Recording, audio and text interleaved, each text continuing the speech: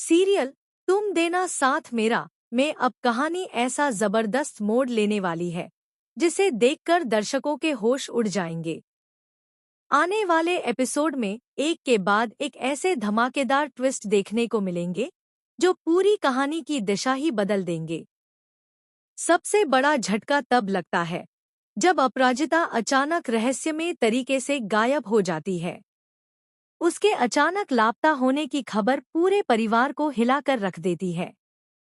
घर में हर कोई घबराया हुआ है और किसी को समझ नहीं आ रहा कि आखिर कुछ ही घंटों में ऐसा क्या हो गया कि अपराजिता बिना किसी को बताए गायब हो गई। दरअसल अपराजिता रोज की तरह ऑफिस के लिए घर से निकलती है, लेकिन शाम तक वापस नहीं लौटती। पहले तो परिवार को लगता है कि शायद वह किसी जरूरी काम में फंस गई होगी, लेकिन जब उसका फोन बंद मिलने लगता है और ऑफिस से भी पता चलता है कि वह वहां से काफी पहले निकल चुकी थी, तब पूरे परिवार के पैरों तले जमीन खिसक जाती है। पुलिस को खबर देने की बात होती है और हर कोई अलग अलग जगह उसकी तलाश शुरू कर देता है। लेकिन इस पूरे मामले की शुरुआत कोर्ट में हुए उस बड़े ड्रामे से होती है जहां अपराजिता के चरित्र पर सवाल उठाए जाते हैं। कोर्ट में उसके खिलाफ ऐसे ऐसे आरोप लगाए जाते हैं कि वह अंदर तक टूट जाती है। उसे पूरा यकीन हो जाता है कि यह सब ललित की सोची समझी चाल है। गुस्से में वह सीधे ललित के पास पहुंचती है और कहती है, मुझे पता है कि तुमने ही वकील को मेरे खिलाफ बोलने के लिए उकसाया है। हैरानी की बात यह होती है कि ललित अपनी गलती छिपाने की कोशिश भी नहीं करता। वह साफ साफ स्वीकार कर लेता है कि उसने ही वकील को रक्षित और अपराजिता के रिश्ते के बारे में बातें बताई थी। हालांकि वह अपनी सफाई देते हुए कहता है कि उसे लगता है रक्षित सिर्फ अपराजिता का फायदा उठा रहा है और वह उसे बचाना चाहता है। लेकिन अपराजिता उसकी एक भी बात पर भरोसा नहीं करती। वह ललित को जमकर खरी खोटी सुनाती है और कहती है कि इतनी घटिया सोच सिर्फ उसी की हो सकती है। इसी बीच ललित एक नया दांव चलता है। वह अपराजिता को एक पेपर दिखाता है और दावा करता है कि इसमें रक्षित की असली सच्चाई लिखी है। लेकिन अपराजिता बिना पढ़े ही कह देती है कि यह भी ललित की कोई नई साजिश है। वह फैसला करती है कि सच जानने के लिए सीधे रक्षित से बात करेगी।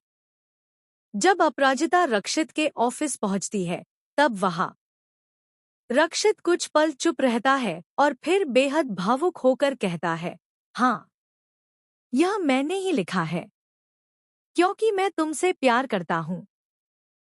रक्षित का यह इजहार सुनकर अपराजिता पूरी तरह से हैरान रह जाती है। उसकी आंखों में पुराने जख्म ताजा हो जाते हैं। वह कहती है, मुझे नहीं लगा था कि मेरी जिंदगी में कभी फिर से प्यार दस्तक देगा।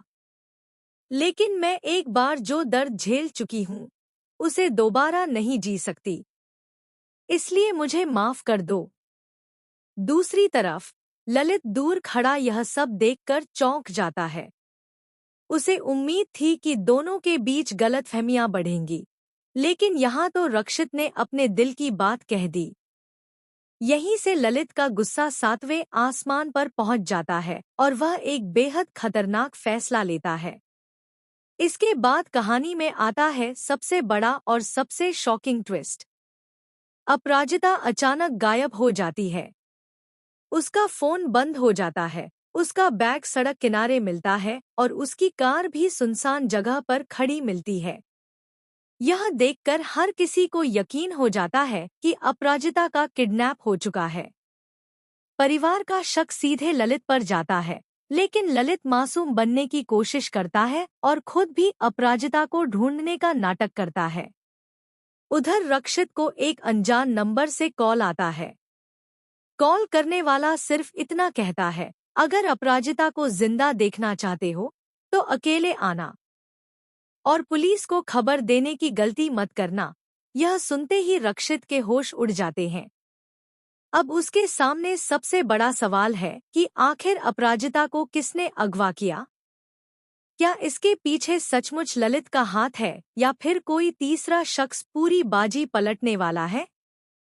आने वाले एपिसोड में जब रक्षित अपराजिता को बचाने निकलता है, तब कहानी में एक और बड़ा खुलासा होने वाला है, जो सभी रिश्तों की सच्चाई बदल सकता है। आखिर क्या रक्षित समय रहते अपराजिता को बचा पाएगा? क्या ललित का असली चेहरा सबके सामने आएगा? या फिर इस किडनैपिंग के पीछे कोई ऐसा मास्टरमाइंड होगा जिसकी किसी ने कल्पना भी नहीं की? इन सभी सवालों के जवाब आने वाले एपिसोड में मिलने वाले हैं।